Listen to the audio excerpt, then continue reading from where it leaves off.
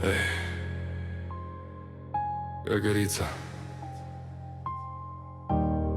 sper să asculți asta. E pentru tine.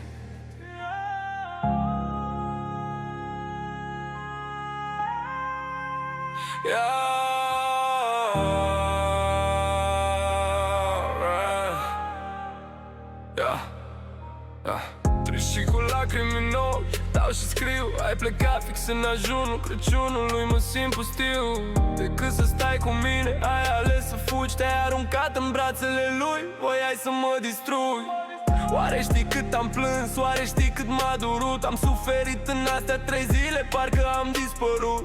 3 zile de coșmar, fără somn, fără tine. Tu erai fericită, nu-ți păsa de mine. Apoi ai venit acasă și l-ai sunat pe el. Împreună râdeți la noi în pat, în cel mai josnic fel. Îl lăsai să vorbească urât, să mă facă gunoi. Nu-ți păsa că mă jignește, că dă cu pietre în noi. Din vorbe mă umilește, fără a mă cunoaște. El cu săgeți arunca și ura în tine se naște. Tu tot ce zicea el, tu tot aprobai.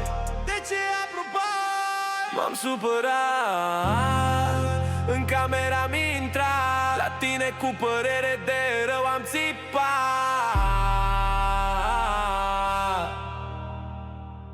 Oare știi cât de adânc m-a rănit? Acele vorbe auzind m-am prăbușit.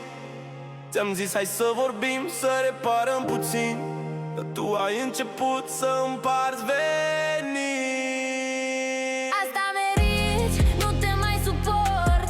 Îți meriți soarta, meriți să fii mort. Da, și ce dacă cu el m-am culcat? Tu pentru mine nu mai însemni nimic. Ești terminat, dar mi-a plăcut. Și voi vorbi cu el mereu, când vreau și cum vreau eu. Nu ești tu Dumnezeu, e zero, e slab, dispar din viața mea.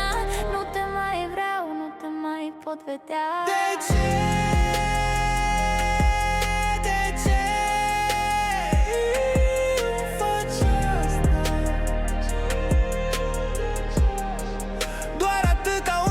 Cei 6 ani pentru tine, cei 6 ani împreună acum sunt doar ruine.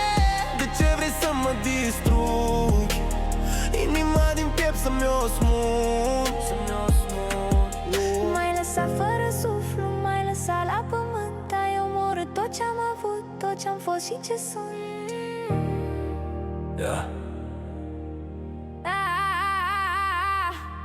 Gărgăriță,